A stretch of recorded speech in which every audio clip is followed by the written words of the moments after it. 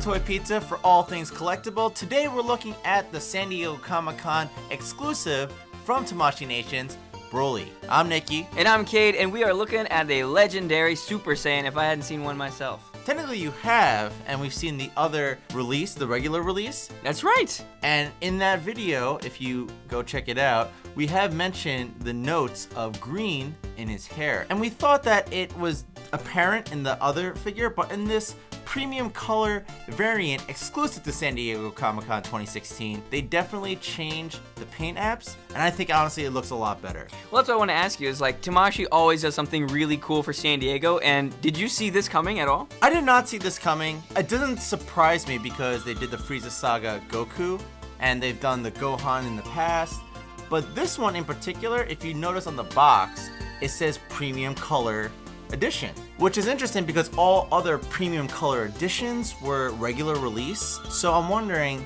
is this the first and only premium color edition to be an exclusive? Like the Vegeta they re-released the Trunks. Can they release this figure outside of San Diego Comic-Con? Can another Broly be released? Because if this is the premium color, that means that it won't be released anywhere else, and like that's it. It was an exclusive only.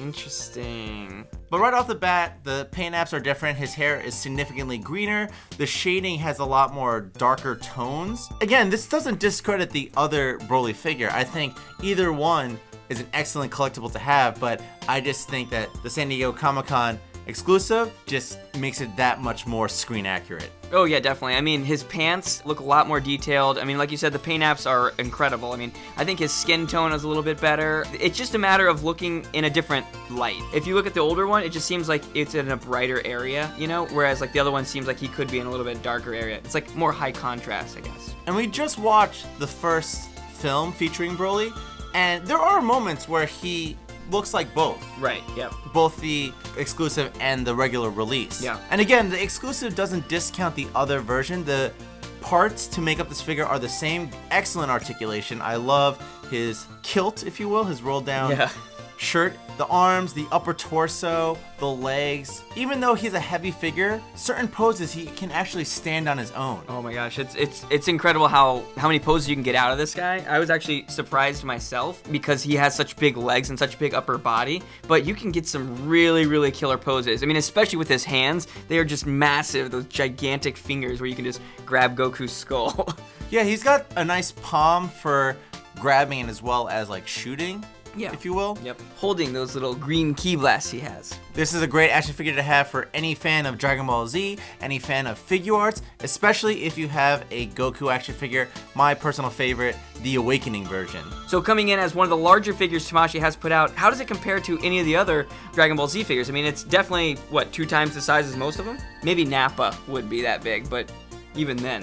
I think 1.5 to 2 times is a good estimate because not necessarily that you can fit 2 Gokus standing on top of each other, but if you increase his size like 2 times, I think then you would have Broly, and that's the whole point of this character, you know, this villain to trump Goku in size and strength and power. How can Goku overcome this?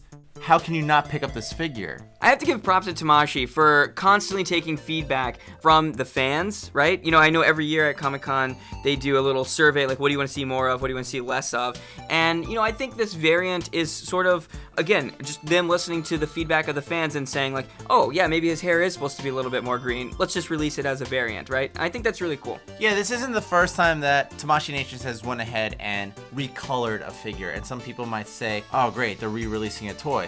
But actually, again, without destroying the value of the previous, you know, exclusive, or even if it's not an exclusive, they come out with these variants to make sure that, like, 1, the value's still there, and 2, they do something differently, like whether it's more screen accurate, manga accurate, or in the one-off for Vegeta, say for example, he appears like that for a quick moment. Yeah. And they're paying homage to that. They do an excellent job by just doing what the fans, you know, want. We love Tamashii.